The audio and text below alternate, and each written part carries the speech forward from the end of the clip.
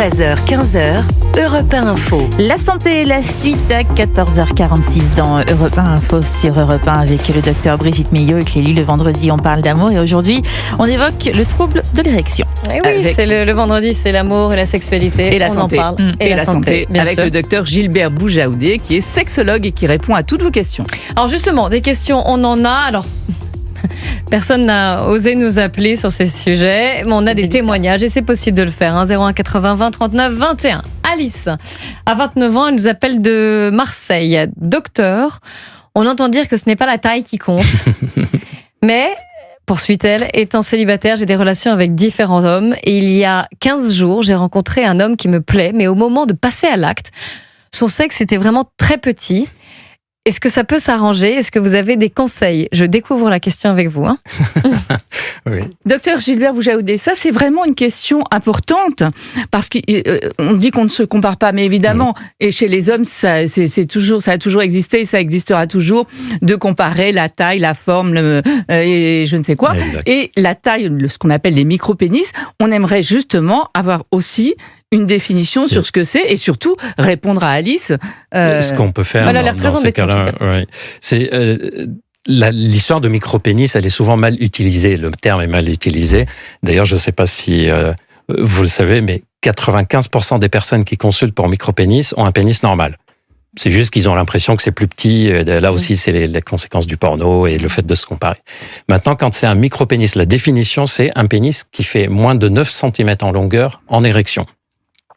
Et c'est rare, c'est plutôt rare. En général, on le sait, dès le début de l'âge adulte, on voit que le pénis ne se développe pas. Alors, les traitements ou comment améliorer ça, même si, et elle a raison, c'est Alice, c'est ça, qui a posé la question. Elle a raison, effectivement, il y a plein de choses, et on en a parlé la dernière fois, il y a plein de choses qu'on peut faire en dehors de la pénétration, mais la pénétration, même si c'est pas le clou du spectacle, c'est quelque chose qui peut être apprécié. Pour le micro-pénis, si on le détecte avant l'âge de 16 ans, il y a encore possibilité d'agir dessus. D'ailleurs, si c'est pour des raisons hormonales, on peut mettre des traitements hormonaux. Malheureusement, après l'âge de 18-20 ans, notre pénis n'a plus de récepteurs aux hormones de croissance, à la testostérone, il ne pousse plus. Et là, c'est des solutions qui peuvent être soit sexologiques, c'est-à-dire le fait d'apprendre le plus possible des techniques sans pénétration, soit parfois des interventions chirurgicales. Justement, j'allais vous en parler. On voit ça sur les réseaux, partout. Allongement, élargissement de la verge, injection de graisse, etc. Voilà. Qu'est-ce qui marche, qu'est-ce qui ne marche pas ? Alors, et est-ce que ça fonctionne en érection ? Oui, ça marche à condition que ça soit fait par des chirurgiens formés. D'ailleurs, même les urologues se forment maintenant. Il y a un diplôme qui s'appelle diplôme de chirurgie de la verge. Et si vous devez vous faire opérer de la verge, je vous conseille d'être opéré par quelqu'un qui a l'habitude. C'est pas parce que ça coûte moins cher en Roumanie, par exemple, d'aller faire une opération d'agrandissement. Parce que, en plus, il faut surveiller ensuite l'évolution. Et je sais que les urologues, chirurgiens et urologues français récupèrent beaucoup de personnes qui ont été opérées à l'étranger, qui ont le pénis totalement abîmé suite à de telles nécrosées, suite à de telles interventions. Donc oui, il y a des résultats à condition que ça soit fait de façon correcte par un chirurgien qui a l'habitude de le faire. Et on peut gagner combien de centimètres ? C'est 1 à 2 cm en longueur. Je sais que comme ça paraît pas beaucoup, mais proportionnellement, quand on part de 9-10 cm, 1 cm ou 2 en plus, c'est visible, on le voit. Et en largeur, en fait, ça c'est plutôt proportionnel en diamètre par rapport à la longueur. Ouais. On ne peut pas parler tout de même des troubles de l'érection sans parler des traitements qui ont révolutionner, on peut dire, les troubles de l'érection. Oui. Alors, quels sont-ils ? On va citer les principaux, on ne peut pas en citer qu'un. Comment fonctionnent-ils chacun ? Quelles sont leurs indications, leurs contre-indications ? Beaucoup de questions. On va les résumer. Ils appartiennent tous à la même classe de médicaments qu'on appelle IPDE5, inhibiteur de phosphodiesterase de classe 5. Ok, voilà, maintenant vous pouvez oublier. Leurs noms médicaux, c'est sildenafil, tadalafil, vardenafil, avanafil. Vous pouvez donner le nom que tout le monde connaît. C'est les 4. En fait, j'ai dit ça parce qu'ils sont génériqués. Et ils sont tellement anciens, et comme ça coûte moins cher, c'est vrai que les originaux, on les prescrit pratiquement plus. Une ordonnance sur laquelle j'écris Viagra, je pense que ça fait 6 ans que j'ai pas écrit le mot. Viagra, c'est le premier aussi. C'est le tout premier qui a ouvert la voie, ou Cialis qui est arrivé après. On utilise les génériques qui sont tout aussi efficaces et qui coûtent beaucoup moins cher. Oui, mais ils ont des, pardonnez-moi l'expression, mais des fenêtres de tir différentes. Oui, il y a une différence entre les 4. Alors, on va dire ce qui est vraiment réel, parce que le laboratoire dit dessus. La principale différence, c'est la durée d'action on va On va parler plutôt, en durée d'action pour le tadalafil. Par exemple, sildenafil, vardenafil, avanafil. Quand on Vous les ne prend... pouvez pas nous donner les bons noms qu'on connaît. Allez, on va dire Viagra, Levitra, Spedra. Quand on les prend, l'effet apparaît si on a l'estomac vide dans les 20-30 minutes qui suivent, si on n'était pas totalement à jeun, plutôt 1 heure dans l'heure qui suit, et leur effet va rester, allez, on va dire 8, 10, 12 heures. Ça ne veut pas dire qu'on reste 10 heures en érection. Ouais. Ça, c'est impossible. D'ailleurs, au-delà de 2 heures d'érection, il faut consulter. C'est une urgence absolue. On peut perdre le pénis si on reste longtemps en érection. Donc, c'est une période pendant laquelle, si on a envie, s'il y a une stimulation sexuelle, on sait que le médicament va améliorer notre érection. Tandis que le Cialis, le tadalafil, lui, il a une fenêtre de tir qui est plutôt de 24, 36, voire 48 heures. C'est plus confortable. Ce qui est plus confortable, j'avoue que quand il est sorti, ce médicament, d'ailleurs, on l'a appelé la pilule du week-end.